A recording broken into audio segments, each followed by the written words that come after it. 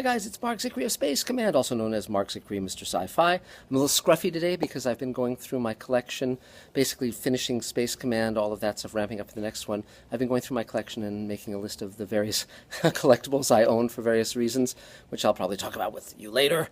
But one of the things I came across that I thought might be kind of fun to share with you, because there's a story to it, is this, which is, I'll hold it this way, many of you will recognize it. It's a Star Trek VI phaser. Very, very, very, very cool.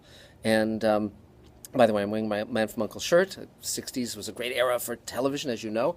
The Star Trek VI phaser, well, many of you know that I'm a huge Star Trek fan, of course. And at one point, many years ago, I was going to buy an original phaser from the original Star Trek TV show. And so I wanted to get it authenticated because original phasers are not inexpensive. And I went to my friend Greg Jein, who built the city in Blade Runner and the mothership in Close Encounters, and it was provided us with a lot of great things for Space Command, bits of V'ger and warheads from war games and all sorts of wonderful stuff, a shuttle from Next Gen that we're utilizing in a retooled fashion. And so I wanted to get the original phaser authenticated before I bought it, and I went to Greg Jein's, because he was a great Star Trek collector and was making props for the TV show and the movies. And when I got there, he was building phasers for Star Trek VI. And I said to him,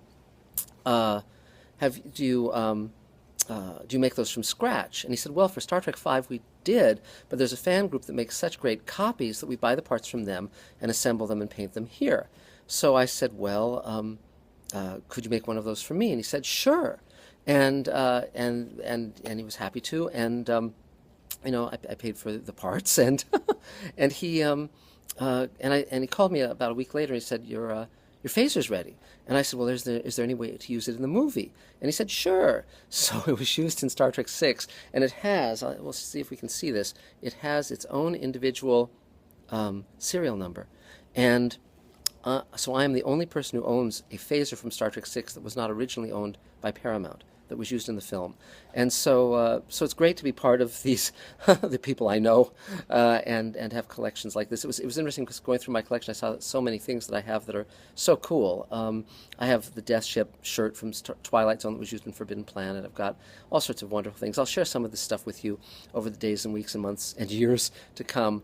But it's funny how these objects, these wonderfully designed, beautiful pieces of art, summon up an entire world for us, an entire universe. I mean, part of the fun of science fiction is that we get to fantasize being part of that universe. And whether it's Star Wars or Star Trek or Forbidden Planet or any of these wonderful dreamscapes, Blade Runner, you know, I think that's part of why we like to buy action figures and toys and props, and some of us even dress up in those costumes.